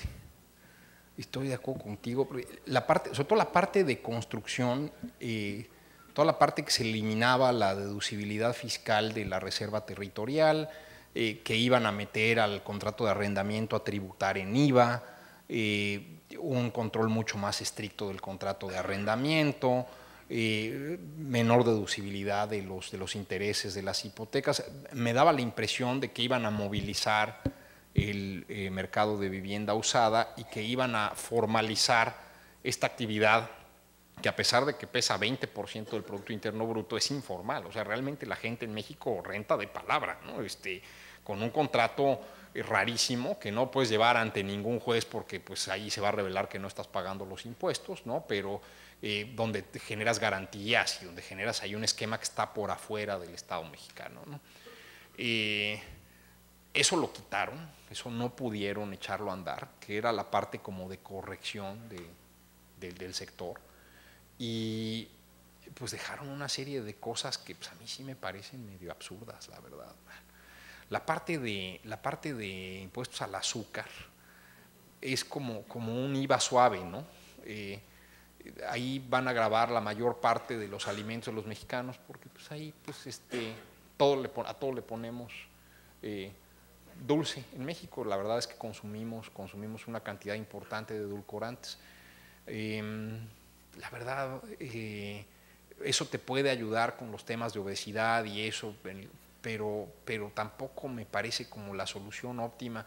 O sea, te tenías que haber regresado al pizarrón, tenías que haber pensado en un IVA generalizado, tenías que haber pensado en una seguridad social universal como la que prometió el presidente Peña. Al contrario, lo que están haciendo, en lugar de que el IMSS se vaya reduciendo en su carga fiscal de organismo autónomo sobre las empresas de todos los tamaños, les estás dando más recursos. Este tema de que estás nivelando la cuota de lo que pagan los que menos salario tienen contra los que más salario tienen, pues les acaba dando al IMSS 3.500, 3.600 millones de pesos adicionales en el año. Una reforma de seguridad social universal implicaba que el IMSS se saliera de la nómina de las empresas y que pues, se formara en la misma fila donde se forma el Seguro Popular y Agricultura y todas las dependencias que viven del presupuesto, y que le dieran una asignación y se acabó. Pero esa parte pues no jaló, y no funcionó. Entonces sí creo que se quedó muy corta. La verdad, yo aquí estoy de acuerdo con el señor que mencionaba que pues, un doctor de MIT, pues cómo puede salir con una reforma fiscal de esa naturaleza. No me parece adecuado a su formación académica, de quién es alumno, de quién fue entrenado. Pues el cuate pues, es de la escuela de Pedro Aspe, ¿no? Entonces, la verdad, yo no lo entiendo. Pero sí, en un primer vistazo a mí me parecía también bonita. Mis colegas me criticaron mucho, pero... Insistiría mi pregunta, ¿no va a estar mejor el país en términos de ingresos los primeros 3, 4 años por lo menos? No. Vas a crecer porque la economía americana está creciendo, pero vas a crecer por debajo del potencial porque vas a tener un Estado que te va a estar chupando recursos. Punto.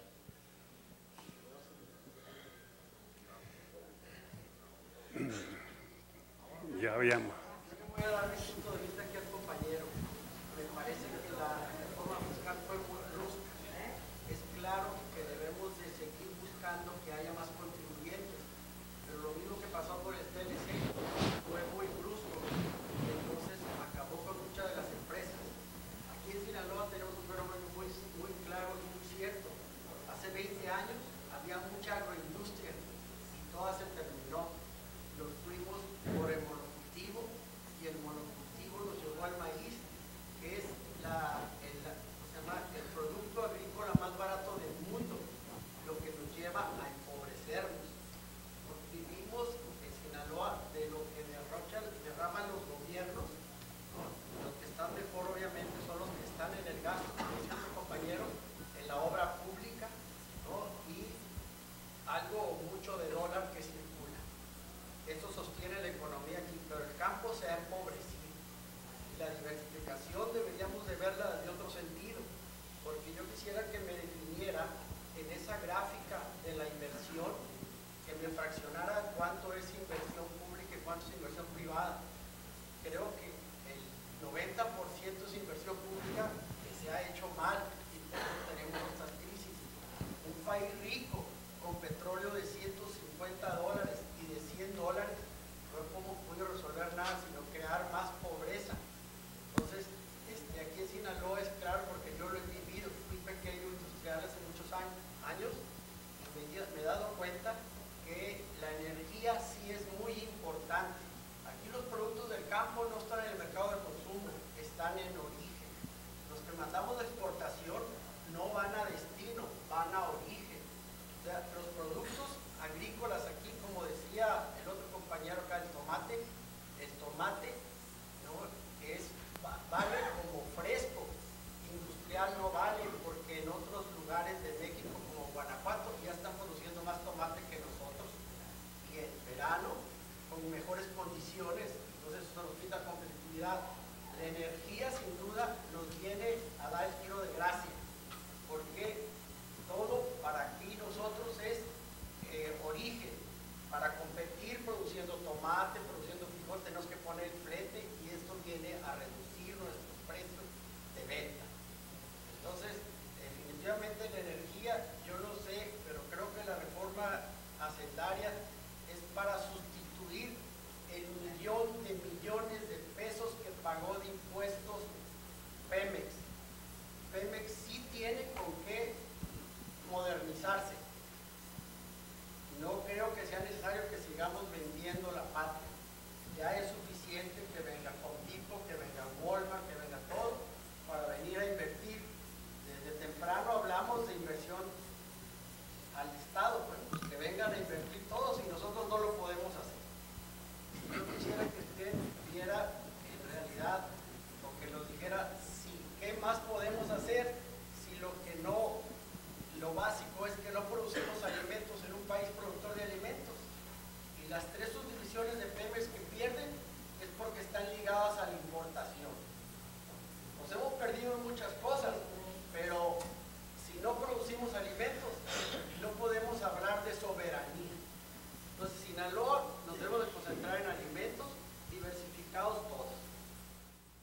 Yo creo que es una buena estrategia, no me parece, digamos, si tienes que salirte del monocultivo, estoy de acuerdo. La inversión fija bruta es mayoritariamente privada en México.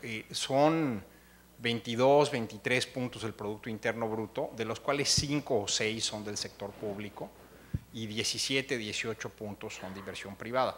Lo que pasa es que el sector público induce malas inversiones.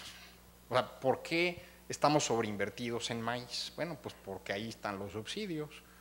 Porque, digamos, uno puede abrir una cuenta en casa de bolsa desde 15,000 pesos, ¿no? Y podría estar invirtiendo en las principales empresas del mundo. Ahí me van a cobrar impuestos. Si compro un departamento, me van a dar dinero, me van a regalar dinero. O sea, literalmente me va a llegar un cheque en abril después de la devolución de impuestos. Entonces, pues, el problema es que el sector público dirige mucha mala inversión del sector privado. En el tema energético, estoy parcialmente de acuerdo con usted. Digamos, ahí el problema está en que Pemex ahorita invierte algo así como 25,000 millones de dólares al año, que es 10 veces lo que invertía hace algunos años, pero lo que está invirtiendo es en exploración en aguas profundas. Y la exploración en aguas profundas es una inversión de muy alto riesgo. Normalmente los consorcios petroleros del mundo no van solos en ese tipo de inversiones. Normalmente se juntan 2 o 3. ¿Por qué? Porque yo tengo la sísmica, tú tienes la geología, que él trae la tecnología para hacer quién sabe qué. Y entonces entre los 3 nos juntamos y hacemos el agujero ahí en medio del Golfo de México, 3 kilómetros abajo del fondo del mar. La bronca aquí está en que le estamos exigiendo a Pemex que haga eso solo, y no solo eso, que lo haga con recursos del erario mexicano. Entonces, si nosotros quisiéramos desarrollar todo el potencial mexicano en el tema energético, Pemex tendría que estar invirtiendo 10 veces eso, tranquilamente. El Estado mexicano no es de ese tamaño, no tenemos la capacidad para desarrollar así. Y la realidad también es que somos el mercado de energía más cerrado del planeta, ¿no? Eso te lo puedo demostrar. O sea, hasta Corea del Norte tiene un esquema un poquito más abierto para estas cosas. Cuba, Irán, ¿no? Entonces, digamos, si los grandes tiranos socialistas del planeta tienen un esquema más abierto que el nuestro, pues suponiendo que queremos ser socialistas así, pues realmente no le entendimos a cómo funcionan las reglas de este tema. Tenemos tatuado el petróleo en la sangre, nos gusta mucho la parte petrolera. Yo sí te diría que la segunda mejor opción, si el Estado mexicano quiere seguir haciendo hoyos petroleros, que no me parece la mejor idea, porque cada agujero en aguas profundas nos cuesta 1.500 millones de dólares cuando nos debería costar más o menos la mitad. Lo que yo te diría es pues, que permitan la libre importación de combustibles y gasolinas y abran el mercado eléctrico. Entonces, si finalmente estamos importando la mitad de las gasolinas, ¿por qué me las tiene que vender Pemex? A mí me da la idea de que Pemex está más interesado en explotarme como consumidor que en explotar pozos petroleros, y creo que no se vale. Este argumento de que las gasolinas en México son más baratas, entonces Pemex no te está explotando, realmente está dando un subsidio, pues es un argumento a medias tintas, mano. La realidad es que primero no te sirven el litro completo, ¿no? Y eso está perfectamente documentado. Segundo, la calidad de la gasolina deja bastante que desear, ¿no? El otro día un argumento ahí en el colegio de mis hijos con un señor que trabaja en Pemex me decía, es que producimos el mejor diésel del planeta. Sí, el ultrabajo en azufre. ¿Y cuánto es de tu producción? Es menos del 0.5%. El resto es una porquería, el que se consigue en cualquier lado. Entonces ahí te estás sufriendo con la calidad de los combustibles y eso es un problema de eficiencia energética. Tercero, no te han permitido la innovación en una serie de cosas, porque como la gente trae la idea de que la gasolina es barata, entonces pues, ¿para qué le meto a ahorrar energía? ¿No? Si tengo un subsidio en la electricidad residencial, sobre todo si no soy de alto consumo, pues entonces veo la manera de colgarme del diablito o veo la manera de poner una pequeña industria en mi casa, ¿no? Y de esa manera pues ya me quito de la bronca de estar pagando tarifas industriales. Pues ahí tenemos un problema grave, ¿no? Y estoy de acuerdo contigo. Lo que estamos diciendo ahí es que probablemente la productividad del sector energía no fue tan baja como podrías pensar, porque el efecto no tan perverso del monopolio es que te restringe la cantidad del energético. Entonces, como tienes restringida la cantidad del energético, los mexicanos nos hemos enseñado a producir con poquita energía. Pero, dicho eso, estoy de acuerdo contigo, pues tienes que reformar ahí. Sobre el campo necesitamos meterle mucho más energía. No a los pozos porque sacan el agua y es agua fósil, pero necesitamos meterle mucho más energía. Una pregunta más. ¿Por qué las 3 subdivisiones que no es exploración de Pemex operan con esos inmensos déficits? Hay 2 explicaciones, 3 probablemente. La primera, la refinación es un negocio de commodities. Y eso si vas a refinar azúcar o si vas a refinar petróleo, ahí no vas a ganar más de un 8 o 10%. Es un mercado muy específico, donde necesitas la mejor tecnología, donde la competencia es muy fuerte, entonces es fácil perder dinero en ese negocio, así de simple. En la parte extractiva ganas mucho dinero, ahí es donde está la renta más grande, pero tienes un patrón muy canijo que te saca absolutamente todo, ¿no? Y entonces no puedes invertir lo suficiente ni en la parte de exploración, ni en la parte de extracción, ni en la parte de refinación. La tercera explicación es el staff. La cantidad de gente que le metemos a una refinería es realmente espantosa. En la que tenemos en asociación con los tejanos en Texas, la de Deer Park, ahí sí ganamos dinero porque esa se maneja con criterios americanos, ahí no se mete el sindicato de Pemex. Por eso la han querido cerrar, porque no se pueden meter ahí. Pero la verdad es que trabajamos con una cantidad de gente en ese sector. Bueno, déjate la parte de refinación, la parte de servicios del sector. Cuando en el mundo desarrollado, en estas fechas, alguien te sirve el combustible y te limpia el parabrisas. Eso ya no existe. Es un modelo de producción de los años 50. Yo te diría que ahí tienes gente atrapada. Esa gente está atrapada en una trampa de pobreza. Pagan por estar en la gasolinera. Tienen que entregar cuenta. Además, ya de la gasolina que sirven, tienen que entregar cuenta porque se renta el lugar. O sea, las propinas, todo eso vale, ¿no? Ahí tenemos gente que podría estar haciendo otras cosas. Entonces, necesitamos una reforma bien profunda en ese tema. No estoy seguro que lo que tenemos nos lo vaya a dar completamente, pero algo nos dará. Bueno.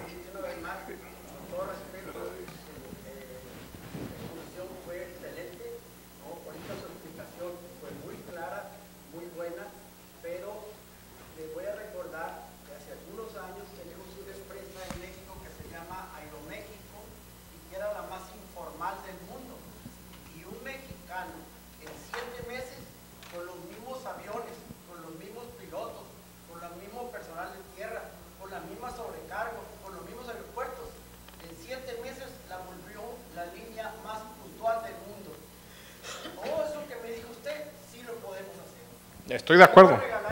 No, yo no soy pesimista, pero yo no creo que aquí se trate de que sea un tema de regalar el petróleo, y no creo que ninguna de las propuestas de reforma esté planteando regalar el petróleo. Una cosa es el dueño del petróleo y otra cosa es el operador del petróleo.